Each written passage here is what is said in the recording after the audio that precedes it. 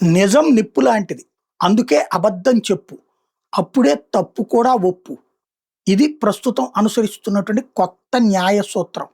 అందుకనినే అబద్ధాల ప్రచారాన్ని ఆరంభించి, ఆ పైన ప్రజల్ని కన్‌ఫ్యూజ్ చేసేది బొద్దింకల పార్టీతో బిగిన్ చేసి, మిగతా పార్టీలన్నీ ఫాలో అవుతుంటాయి. తాజాగా ఈ ఉదంతానికి సంబంధించి కార్పొరేట్ టూల్ కిట్‌కి సంబంధించిన ఒక కథనం. కేంద్ర దర్యాప్తు సంస్థలు కాక్రోచ్ పార్టీ వెబ్‌సైట్ నిలిపేశాయని వార్తలొచ్చినా, ఆ వెబ్‌సైట్ ఆ తర్వాత వెబ్‌సైట్ ఎట్లా రన్ అవుతాయన్నది చిన్న అనుమానమే. ఈ వెబ్‌సైట్‌ల సంగతి ఏంటో తెలుసుకోవాలని ఆసక్తి కలిగింది. అయితే అందుబాటులోని టెక్నాలజీ సాయంతో తీగలాగితే చాలా విషయాల్లో అనుమానాలు చాలా వచ్చాయి. కానీ ఓ పాత్రికేయుడికి ఉన్న పరిమితుల కారణంగా వాటిని నివృత్తి చేసుకోలేకపోయానంటూ ఓ జర్నలిస్ట్ మెన్షన్ చేసుకొచ్చారు. ఆ అనుమానాలన్నీ పోస్టుల ద్వారా వెలుగులోకి తీసుకొచ్చానని చెప్తున్నారు.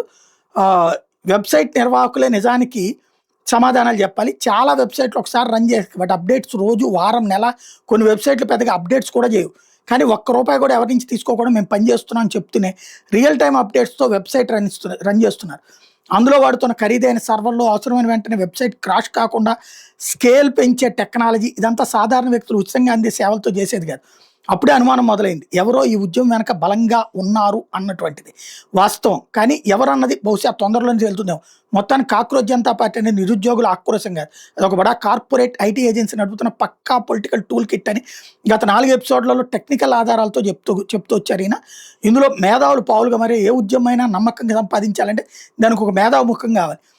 ఆ ఐటీ ఏజెన్సీ సరిగ్గా ఇదే చేసింది. ఎప్పుడైతే ఢిల్లీ, లక్నో ధర్నాలు ఫెయిల్ అయ్యాయో అప్పుడు స్థానికంగా పేరున్న ప్రముఖులు రంగంలోకి దింపారు. లేదా వాళ్ళ సహకారం కోరారు. యువత చేస్తున్న డిమాండ్లో తప్పేం లేదని వాళ్ళు కూడా అదే ఉత్సాహంతో ధర్నాల్లో పాల్గొన్నారు. కానీ అక్కడ అసలు ప్రశ్న ఏంటంటే డిజిటల్ ఫుట్ ప్రింట్స్ లేకుండా ఎప్పటికప్పుడు క్లీన్ చేస్తున్న వెబ్‌సైట్ నిర్వాహకులు అసలు ఉద్దేశం వేరే ఉందన్న విషయం తెలుస్తుంది.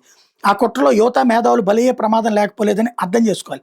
కానీ తెర వెనక జరిగింది వేరు. లక్షలాది మంది నీట్ విద్యార్థుల డేటాని జీట్ యాప్స్ ద్వారా దొంగిలించడం, డేటా హార్వెస్టింగ్, ఆ డేటాతో బ్రేవో ద్వారా లక్షల మెసేజ్లు పంపి యువతను రెచ్చగొట్టడం, ఇవన్నీ సాధారణ యువత చేయగలిగే పనులు కావు. దీని వెనక కోట్లు ఖర్చు పెట్టి పనిచేస్తున్న పక్కా ప్రొఫెషనల్ హ్యాకర్లు, సైబర్ ఎక్స్పర్టుల టీం ఉంది. యువత మేధావులు కేవలం ఒక పావు మాత్రమే. అన్నిటికంటే దారుణం ఆ ఏజెన్సీ దేశ భద్రతను ప్రమాదంలోకి నెట్టడం. విదేశాల నుండి వచ్చి వందల కోట్ల నల్లధనాన్ని నిమిషాల్లో ఇండియాలోకి తెచ్చుకోవడానికి వాళ్ళు తమ వెబ్‌సైట్‌లో సోలానా, బిట్‌కాయిన్ గేట్వేలను పెట్టారు. నిరుద్యోగుల ఆక్రోశాన్ని వాళ్ళ జీవితాలను అడ్డం పెట్టుకుని ఇంటర్నేషనల్ మనీ లాండరింగ్ నెట్వర్క్‌ని ఇండియాలోకి తీసుకొచ్చారు. ప్రభుత్వ అకౌంట్లో స్తంభింపజేసిన ఆగకుండా వాలెట్లు డొమైన్ క్షణాల్లో మార్చేస్తూ ఒక లైవ్ ఐటీ వార్ రూమ్ నడుపుతున్నారు. ఆక్రోశం నిజం, కానీ ఉద్యమం వెనక శక్తులపైన అనుమానం. నిరుద్యోగుల బాధ నిజం, నీట్ లీకేజీల వల్ల నష్టపోయిన యువత కన్నీళ్ళు నిజం. కానీ వాళ్ళని అడ్డు పెట్టుకుని రాజకీయ పబ్బం గడుపుకుంటున్న దేశంలో అస్థిరత సృష్టిస్తున్న ఆ బడా రాజకీయ నాయకులు ఆ ఫండింగ్ మాఫియా పట్టుబడాలి. ఒక సామాన్యుడి ఉద్యమాన్ని కోర్టు పెట్టుకునేసిన మాస్టర్ మైండ్స్ బండారు దర్యాప్తు సంస్థలు బయటపెట్టాలి.